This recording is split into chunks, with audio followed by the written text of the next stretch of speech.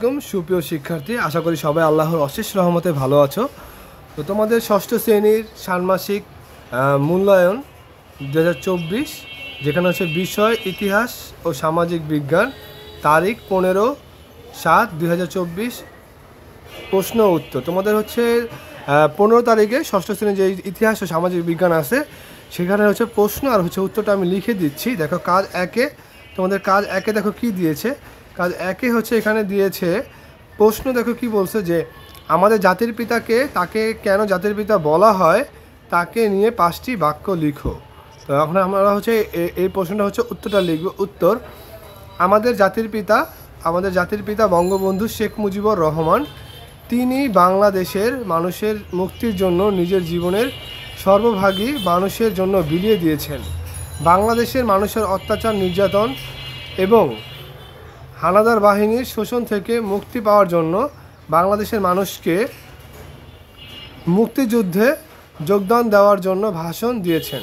তিনি বাংলাদেশকে একটি স্বাধীন দেশ গড়ার জন্য এবং মানুষকে স্বাধীনভাবে বাঁচার জন্য পাকিস্তানি বাহিনীর সাথে নানা ধরনের আন্দোলন ও কর্মসূচি বাস্তবায়ন করেছেন।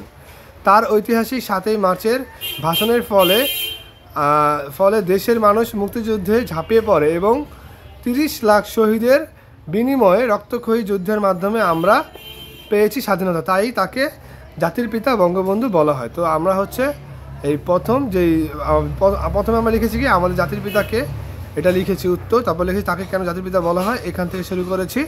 তারপর হচ্ছে আমরা এখানে শেষ করে দিয়েছি। তারপর দেখো লাস্ট কোশ্চেনে কী ছিল, তাকে নিয়ে 5টি বাক্য লিখো। তো বঙ্গবন্ধুকে নিয়ে 5টি বাক্য লিখতে বলছে। তো বঙ্গবন্ধুকে নিয়ে আমরা হচ্ছে 5টি বাক্য লিখবো এখন। বঙ্গবন্ধুকে নিয়ে 5টি বাক্য নিম্নরূপ: বঙ্গবন্ধু আমাদের জাতির পিতা, মানে আমাদের জাতির পিতা, এখানে লিখে দিবা আমাদের জাতির পিতা, আমি একটু ঠিক করে দিচ্ছি, জাতির পিতা। তারপর দেখো এখানে তোমরা লিখে নিও যে বঙ্গবন্ধু আমাদের জাতির পিতা। এখানে আমি জাতিটা লিখতে পারিনি, এখানে তোমরা লিখে দিও যে জাতির পিতা। তারপরে দেখো তিনি একজন অসাংবাদিক নেতা, তিনি ছিলেন একজন সৎ ও সাহসী মানুষ। তারপর 4 নম্বরে লিখবা তিনি বাংলাদেশের মানুষের জন্য তার জীবনের বেশিরভাগ সময় জেলে কাটিয়েছেন। 5 নম্বর লিখবা যে তিনি সেই মহানায়ক যিনি 7ই মার্চের ঐতিহাসিক ভাষণ দিয়েছেন। তিনি হচ্ছে সেই মহানায়ক যিনি কী করেছেন, 7ই মার্চের ভাষণ দিয়েছেন। তো প্রথম আমাদের যে কাজ এক ছিল, একক কাজ, আমাদের জাতির পিতাকে, তাকে কেন জাতির পিতা বলা হয় তাকে নিয়ে 5টি বাক্য লিখো। তো এটা হচ্ছে আমাদের সেই প্রশ্নের সমাধান। তারপর আমরা চলে আসি কাজ 2-এ। কাজ 2-এ দেখো আছে একক কাজ, সেটা হচ্ছে প্রশ্ন। দেখো কি বলছে, বঙ্গবন্ধু সম্পর্কে 150 শব্দের একটি অনুচ্ছেদ লেখো। তো আমাদের হচ্ছে বঙ্গবন্ধু সম্পর্কে একটি অনুচ্ছেদ লিখতে হবে, যেটা হচ্ছে 150 শব্দের মধ্যে। তারপর দেখো বঙ্গবন্ধু 17ই মার্চ 1920 সালে গোপালগঞ্জের টুঙ্গিপাড়ায় শেখ লুৎফুর রহমান এবং সায়রা বেগমের ঘরে জন্ম নেন। জাতির জনক বঙ্গবন্ধু শেখ মুজিবুর রহমান 6 ভাই বোনের মধ্যে তিনি ছিলেন তৃতীয়। গোপালগঞ্জ পাবলিক স্কুল ও কলকাতা ইসলামিয়া কলেজে পড়াশোনা শেষে ঢাকা বিশ্ববিদ্যালয় থেকে স্নাতক পাশ করেন। 17 বছর বয়সে বেগম ফজিলাতুন্নেসার সাথে তার বিয়ে হয়। তাদের 2 মেয়ে শেখ হাসিনা ও শেখ রেহানা এবং 3 ছেলে শেখ কামাল, শেখ জামাল ও শেখ রাসেল। তারপর দেখো কিশোরকাল থেকে তিনি ছিলেন একজন মানব সেবক ও মানুষের মুখে হাসি ফোটানোর কারিগর। অল্প বয়স থেকে তার রাজনৈতিক প্রতিভার প্রকাশ ঘটে থাকে। 1940 সালে তিনি নিখিল ভারত মুসলিম লীগের ছাত্র সংগঠন নিখিল ভারত মুসলিম ছাত্র ফেডারেশনে যোগ দেন। তারপর দেখো কট্টরপন্থী এই সংগঠন ছেড়ে 1943 সালে যোগ দেন উদারপন্থী ও প্রগতিশীল সংগঠন বেঙ্গল মুসলিম লীগে। 1971 সালে 7ই মার্চের রেসকোর্স ময়দানে এক ঐতিহাসিক ভাষণে বঙ্গবন্ধু শেখ মুজিবুর রহমান স্বাধীনতার ডাক দেন। রেসকোর্সের জনসমুদ্রে বঙ্গবন্ধুর ঘোষণা করেন, এবারের সংগ্রাম আমাদের মুক্তির সংগ্রাম, এবারের সংগ্রাম স্বাধীনতার সংগ্রাম। ঐতিহাসিক এই ভাষণে জাতির জনক বঙ্গবন্ধু বাঙালি জাতিকে শৃঙ্খল মুক্তির আহ্বান জানিয়ে ঘোষণা করেন। দেখো কি ঘোষণা করেছেন, রক্ত যখন দিয়েছি রক্ত আরও দেব, এদেশের মানুষকে মুক্ত করে ছাড়বো ইনশাল্লাহ। প্রত্যেক ঘরে ঘরে দুর্গ গড়ে তোলো, যার যা কিছু আছে তাই নিয়েই শত্রুর মোকাবেলা করতে হবে। বঙ্গবন্ধুর ডাকে উতাল হয়ে ওঠে সারা বাংলা, আর এভাবেই বাংলার মানুষ স্বাধীনতা অর্জন করে এবং স্বাধীনতা ছিনিয়ে আনে পাকিস্তানি হানাদার বাহিনীর থেকে। এই অসাংবাদিক নেতা 15 আগস্ট 1975 সালে নির্মমভাবে হত্যা হন।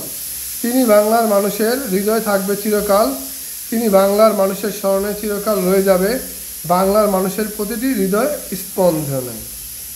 এই হচ্ছে তোমাদের কাজ 2-এর যে বঙ্গবন্ধু সম্পর্কে 150 শব্দের একটি অনুচ্ছেদ লেখো, সেটার উত্তর। ঠিক আছে, তারপর আমরা চলে যাই কাজ 3।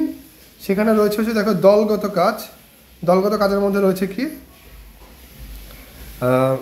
প্রশ্ন, বঙ্গবন্ধু শেখ মুজিবুর রহমানের শৈশবকাল কেমন ছিল ব্যাখ্যা করো। দেখো টুঙ্গিপাড়ার উত্তর আমরা লিখে দিচ্ছি। দেখো টুঙ্গিপাড়ার নির্ভীত পল্লীতে জন্ম নেওয়া জাতির পিতা বঙ্গবন্ধু শেখ মুজিবুর রহমানের বেড়ে ওঠা যেমন বর্ণিল তেমনি চমকপ্রদ।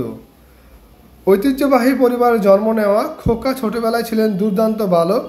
গ্রামের কাদা জল, মেঠো পথ আর প্রকৃতির খোলামেলা পরিবেশে বেড়ে ওঠা বঙ্গবন্ধু শৈশব থেকেই ছিলেন অত্যন্ত মানবদরদী কিন্তু অধিকার আদায়ে আপোষহীন।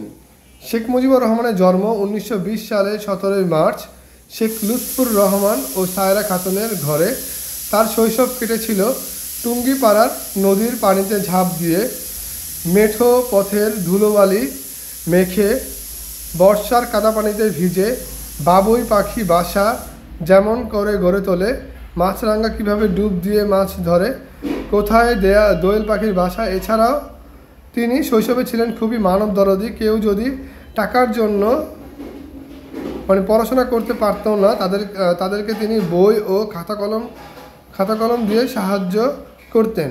তার শৈশব কেটেছিল খুবই আনন্দময় এবং মানুষের কল্যাণের জন্য নিজের জীবন বিলিয়ে দেওয়ার প্রতিচ্ছবি। তাহলে আমরা কাজ 3-এর উত্তর পেয়ে গেলাম যে বঙ্গবন্ধু শেখ মুজিবুর রহমানের শৈশবকাল কেমন ছিল সেটা। তারপর দেখো কাজ 3, এটা হচ্ছে দলগত কাজ। এটা কাজ 3 হবে না, এটা হচ্ছে কাজ 4। এটা হচ্ছে কাজ 4। কাজ 4-এ দেখো দলগত কাজ। তোমরা কয়েকজন মিলে একটি দলে বিভক্ত হও। এবার তোমরা মুক্তিযুদ্ধ সম্পর্কে 10টি বাক্য একটি বড় কাগজে লিপিবদ্ধ করো। তাহলে দেখো আমরা উত্তর লিখলাম মুক্তিযুদ্ধ সম্পর্কে 10টি বাক্য নিম্নরূপ। 1. মুক্তিযুদ্ধ বাংলাদেশের ইতিহাসের একটি গৌরবময় অধ্যায়। 2. মুক্তিযুদ্ধে প্রায় 30 লাখ মানুষ শহীদ হয়েছিল এবং 30 লাখ মানুষের বাস্তুচ্যুত হয়েছিল। 3 নম্বর দেখো মুক্তিযুদ্ধ বাংলাদেশের আন্তর্জাতিক পরিচিতি বৃদ্ধিতে খুবই গুরুত্বপূর্ণ অবদান রেখেছে। 4. 1971 সালে মুক্তিযুদ্ধের মাধ্যমে পূর্ব পাকিস্তানের বর্তমান বাংলাদেশ জনগণ স্বাধীনতার জন্য সশস্ত্র সংগ্রাম গড়ে তোলেছিল। 5 নম্বর দেখো মুক্তিযুদ্ধের ফলে 1971 সালে 16 ডিসেম্বর পাকিস্তানি বাহিনী আত্মসমর্পণ করে এবং বাংলাদেশ একটি স্বাধীন রাষ্ট্র হিসেবে প্রতিষ্ঠিত হয়। তারপর দেখো 6. মুক্তিযুদ্ধে বিশ্বের বিভিন্ন দেশে বাংলাদেশের পক্ষে সমর্থন দিয়েছিল। তারপর দেখো 7. মুক্তিযুদ্ধে বাংলাদেশের সশস্ত্র বাহিনী, মুক্তিযোদ্ধা এবং সাধারণ জনগণ একসাথে লড়াই করেছিল। 8. মুক্তিযুদ্ধ বাংলাদেশের অর্থনীতি এবং উন্নয়নে একটি গুরুত্বপূর্ণ ভূমিকা পালন করেছে, যার মহান মুক্তিযুদ্ধে নিজের জীবন দেশের জন্য উৎসর্গ করেছেন, তারা চির অমর। 10. মুক্তিযুদ্ধ বাংলাদেশের সংস্কৃতি এবং সাহিত্য খুবই গুরুত্বপূর্ণ প্রভাব ফেলেছে। তো এই হচ্ছে তোমাদের কাজ 1, কাজ 2, কাজ 3, কাজ 4-এর উত্তর। তো আশা করি তোমাদের প্রশ্নটি ভালো লেগেছে এবং তোমাদের পরীক্ষায় এই ধরনের কোশ্চেনই পরীক্ষা আসবে। তো তোমরা এগুলো শিখে রেখো যাতে তোমাদের পরীক্ষায় সহজে তোমরা লিখতে পারো। তো পরবর্তী ভিডিওর জন্য তোমরা সবাই আমাদের এই ইউটিউব চ্যানেলটিকে সাবস্ক্রাইব এবং কমেন্ট শেয়ার করে দাও। তো পরবর্তী ভিডিও তোমরা পেয়ে যাবা ইনশাল্লাহ।